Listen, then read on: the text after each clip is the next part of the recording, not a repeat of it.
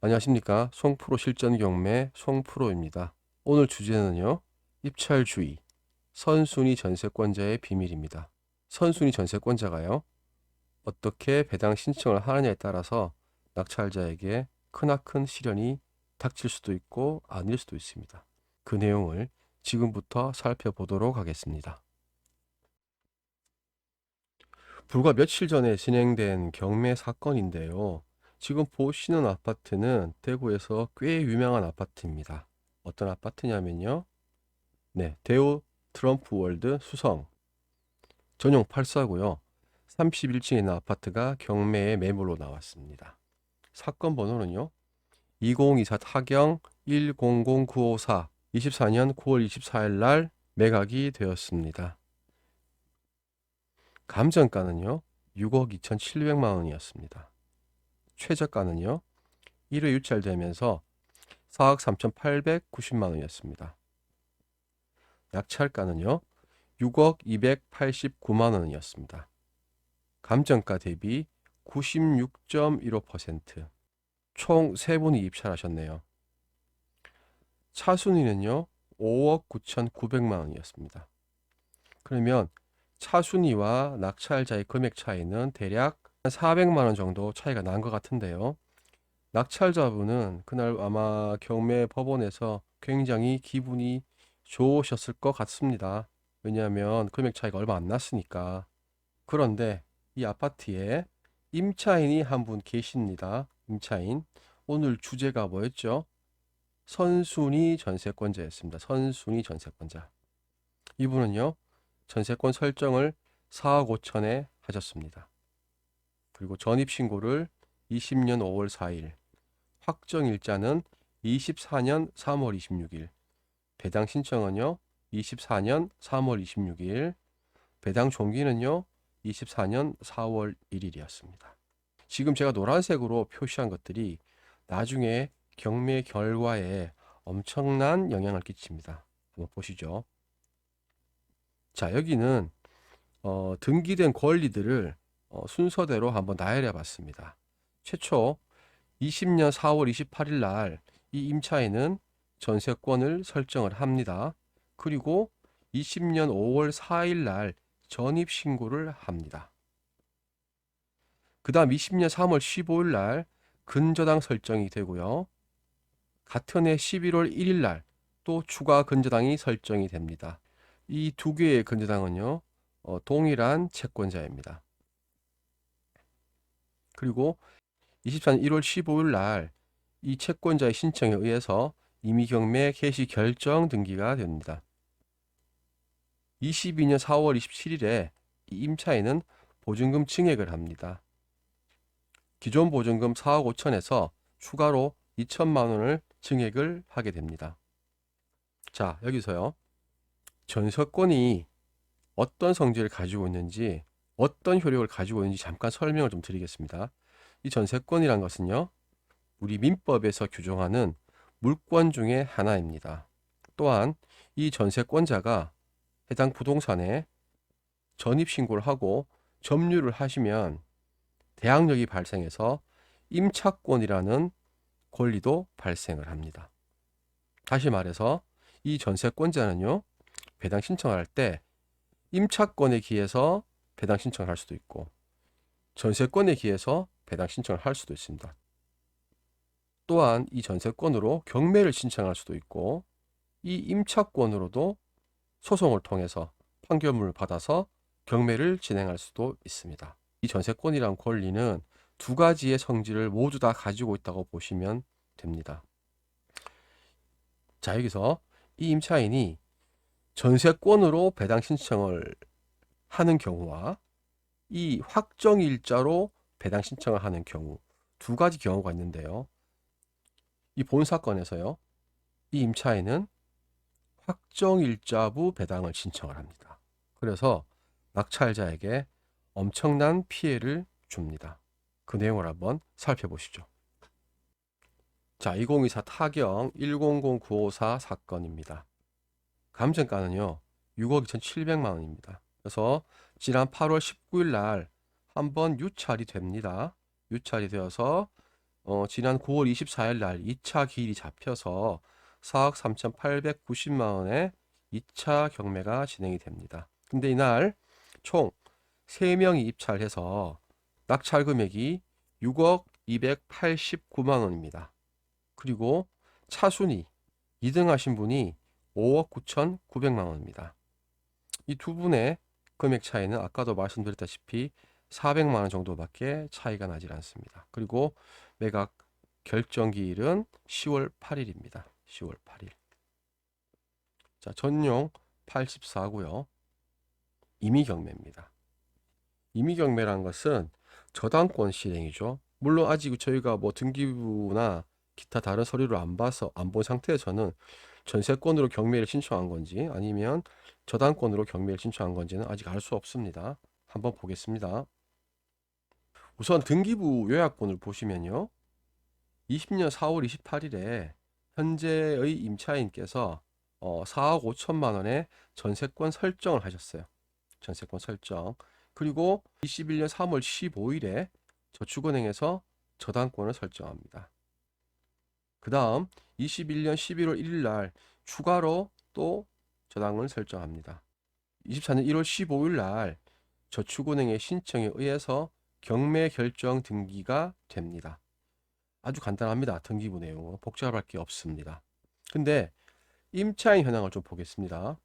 임차인은 20년 5월 4일 날 전입을 하게 됩니다.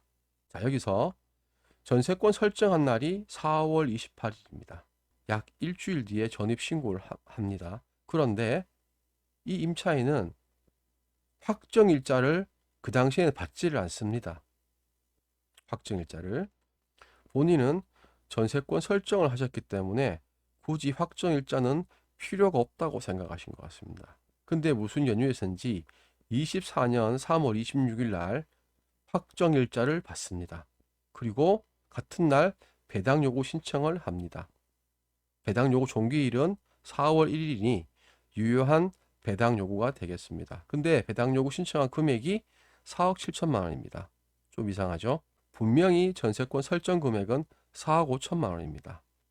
어째서 4억 7천만 원을 배당 요구를 했을까요? 잠시 밑에 보니까 22년 4월 27일에 2천만 원을 증액 가셨대요. 22년 4월 27일. 그러면 22년 4월 27일에 증액을 했으니까 총 보증금은 4억 7천이 맞습니다. 그렇죠? 자, 입찰자는 4억 3,890만 원에서 시작하는 경매에서 6억 289만 원이라는 금액으로 최고가 매수인이 됩니다. 그럼 이분은 임차 보증금 4억 7천에 대해서 어떻게 분석을 하셨을까요? 다시 돌아와서 임차인은 배당 요구를 4억 5천을 하지를 않았습니다. 증액된 2천만 원을 추가해서 총 4억 7천만 원을 배당을 했습니다. 그러면 여러분들 아시다시피 확정일자의 효력이라는 게 우선 배당권입니다. 우선 배당권. 물론 소액 임차인이 아니라서 최우선에 해당되지 않습니다. 우선 배당이라는 것은 이 확정일자보다 늦게 등기된 권리나 늦게 확정일자를 받은 임차인보다 우선 받는다는 얘기입니다. 다시 말해서 확정일자가 24년 3월 26일이 되니까 저당권보다 호순위가 되는 겁니다. 이 4억 7천만 원의 배당에 있어서. 그러면 이 사건의 1등을 하신 최고가 매수인은 당연히 배당 요구했으니 선순위 전세권자고 4억 5천은 먼저 받아가겠네 라고 생각을 하셨을 겁니다. 근데 어떻습니까? 이 사건에서 중요한 건 이 4억 5천만 원은 배당이 되지 않습니다. 왜냐고요? 말소 기준이 되는 권리가 근저당권이기 때문입니다. 임차인이 배당 신청을 할 때 전세권에 기한 배당 요구를 했으면 당연히 4억 5천만 원부터 배당이 됩니다. 근데 추가 2천만 원 증액을 했기 때문에 임차인은 총 4억 7천을 한 번에 배당 요구를 합니다. 여기서 문제가 발생하죠. 자, 옥션원에서 제공하는 예상 배당표를 한번 보겠습니다. 낙찰 금액이 6억 289만 원입니다. 제일 먼저 공제되는 게 경매 비용이 빠지겠죠. 그 다음에 남은 돈이 5억 9,790만 원 정도가 남았습니다. 그러면 이제 채권자들한테 순차 배당을 해야겠죠. 그런데 아까도 말씀드렸다시피 전세권에 기한 배당 요구가 아니기 때문에 확정일자부 배당 요구를 하셨기 때문에 은행보다 배당이 임차인이 늦습니다. 다시 말하면 은행부터 배당을 받아가고 남는 돈이 있으면 확정일자부로 배당이 되는 겁니다. 그러면 총 임차인이 요구한 배당 요구한 금액은 4억 7천인데요. 앞에 은행 두 군데를 정리를 하고 나니까 배당을 하고 나니까 3억 정도가 남았습니다. 그러면 이 임차인은 약 1억 7천만 원 정도의 보증금을 배당받지 못하는 거예요. 법원에 배당 요구를 했음에도 불구하고. 그러면 그 1억 7천만 원은 누가 주는 겁니까? 흔히들 얘기하는 경매 공부하시는 분들 흔히 하는 말씀 있지 않습니까? 낙찰자 인수라고. 낙찰자 인수가 되는 겁니다.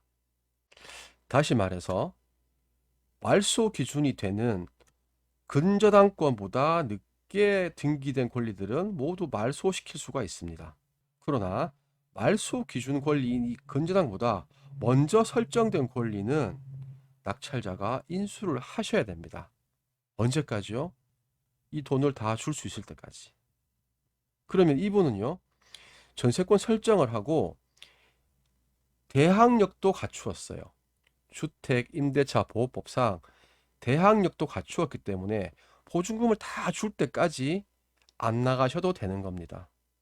즉 다시 말해서 명도를 하시려면 낙찰자분이 명도를 하시려면 미배당 보증금 1억 7천만 원을 주셔야 된다는 겁니다. 그럼 어떻습니까? 자, 그러면 이 금액에 추가로 1억 7천만 원이 더 비용이 들어가게 됩니다. 그럼 어떻습니까? 7억 7,300 정도 되죠. 감정가가 6억 2,700인데. 이렇듯 경매는 여러분 쉽게 생각하시면 절대 안 됩니다. 주변에 아시는 법무사나 공인중개사님이나 아니면 저같이 경매하는 사람이나 물어보셔야 됩니다. 조금이라도 이상하면. 항상 제가 저희 경매 수강생들 보고도 누차 잔소리하는 게 뭐냐면 입찰 전에 반드시 보셔야 하는 서류가 매각 물건 명세서입니다. 이 매각 물건 명세서를 안 보고 경매 입찰한다는 얘기는 말도 안 되는 겁니다. 부동산이 한두 푼 하는 것도 아니고. 여기 보시면 최선순위 설정에 아까 저축은행의 그 근저당권이 표시가 되어 있습니다. 그리고 임차인 등록을 보니까 위에는 주거 전세권자, 계약 기간, 그다음에 보증금 내용, 차임 없고 전입 없고 확정일자 없고 배당 요구의 표시가 없죠. 다시 말해서 전세권으로 4억 5천을 배당 요청하신 게 아니란 얘기입니다. 그럼 이분은 전세권도 가지고 있고 주거 임차권도 가지고 있어요. 확정일자부. 그러면 그 주거 임차권 가지고 총 4억 7천만 원을 배당 신청하신 겁니다. 전세권이 아니라. 그러니까 이 확정일자를 받은 24년 3월 26일이라는 이 날짜가 저당권자보다 후순위니까 이런 사태가 발생하는 겁니다. 정말 아무것도 아닌 권리 분석인데 이런 걸 놓치십니다. 자, 이분은 경락 잔금을 내야 할까요? 아니면 입찰 보증금을 포기해야 할까요? 여러분 생각은 어떻습니까?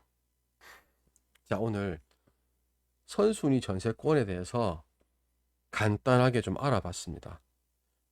여러분들 경매하시면서 선순위 전세권자가 있으면 정말 조심하셔야 됩니다. 이 전세권이란 권리가 굉장히 위험합니다. 후순위 전세권은 별로 신경 쓸 게 없습니다. 입찰자 입장에서. 그러나 선순위 전세권은 항상 긴장하셔야 합니다. 짚고 또 짚고. 그래서 오늘 제가 말씀드린 이 사건에서 안타깝지만 선순위 전세권자는 보조금을 다 돌려받을 때까지 집을 안 비워도 된다는 얘기죠. 또 선순위 임차인이라서 인도 명령의 대상이 되지도 않습니다. 결국은 전세권 설정 등기를 말소하려면 또 임차인을 명도하려면 1억 7천을 다 써야 한다는 얘기입니다. 자, 오늘 선순위 전세권자에 대해서 알아봤는데요. 정말 조심하시라고 다시 한번 말씀드리고 오늘도 행복한 경매 하시기 바랍니다. 감사합니다.